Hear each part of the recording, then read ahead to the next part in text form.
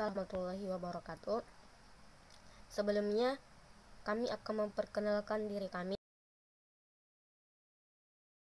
Atas nama Panca Putri Aritonang, MPM 20100024 dan Anissa Hana Nasution, MPM 20100007. Di sini kami akan mempresentasikan materi kami tentang teori akuntansi. A. Pengertian teori akuntansi.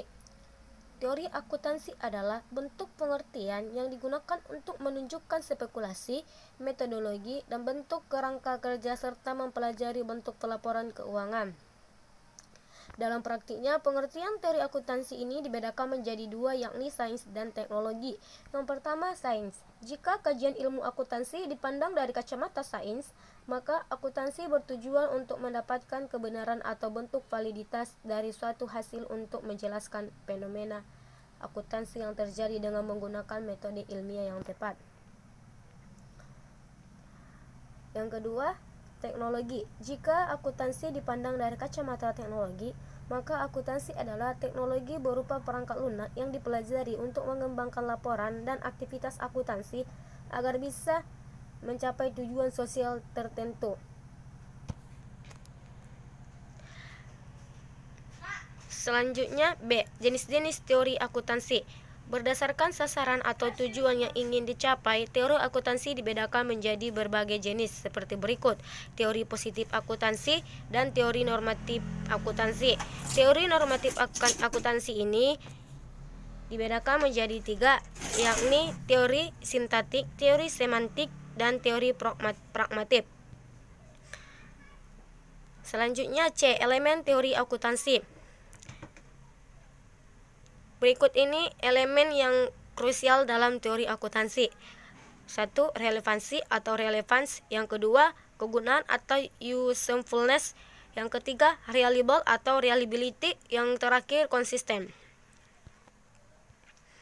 Selanjutnya, D. Prinsip dasar teori akuntansi.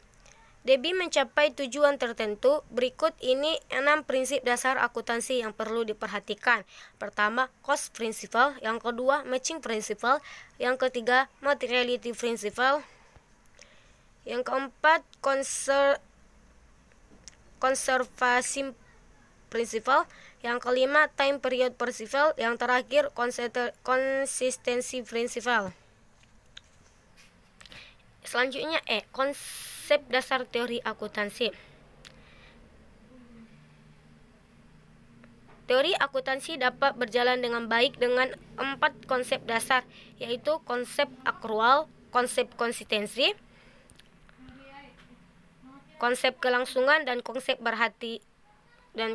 kehati-hatian. Selanjutnya, F. Fungsi teori akuntansi. Berikut ini beberapa fungsi utama dari penerapan teori akuntansi yang benar. Pertama, aktivitas berupa mengumpulkan, menggantikan, dan menyimpan data keuangan sebuah bisnis, perusahaan, atau lembaga tertentu.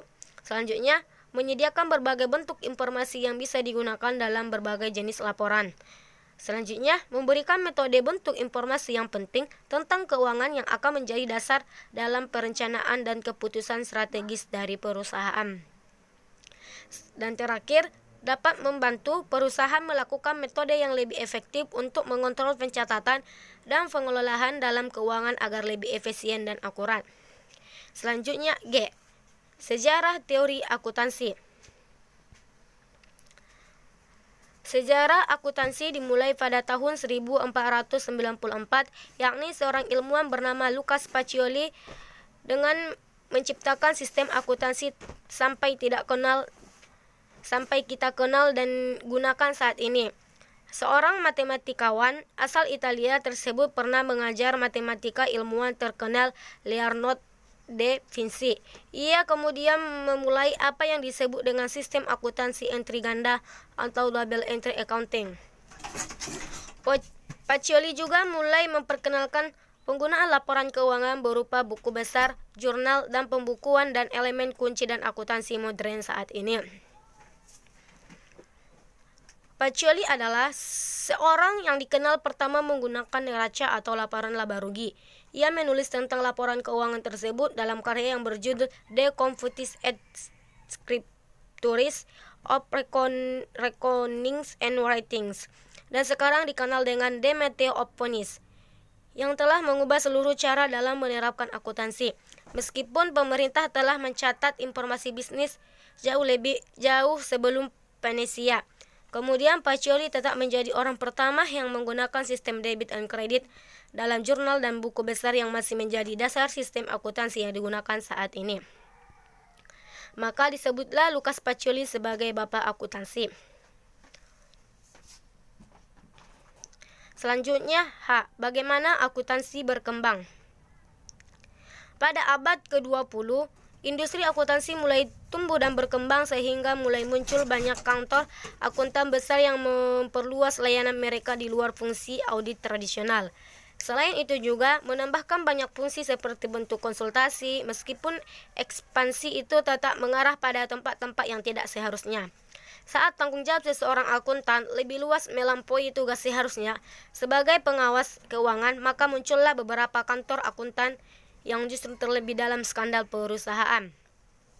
Skandal perusahaan yang pernah terjadi adalah skandal Enron pada tahun 2001 yang berdampak luas bagi industri akuntansi. Salah satu firma akuntansi AS teratas bernama Arthur Andersen akhirnya gulung tikar karena Enron dan Sarbanes-Oxley Act memperketat serta membatasi konsultasi bagi seorang akuntansi. Cukup sekian yang dapat kami sampaikan, kurang lebihnya kami mohon maaf, dan selanjutnya kami akan membuka sesi tanya jawab. Terima kasih. Wal akhir, assalamualaikum warahmatullahi wabarakatuh.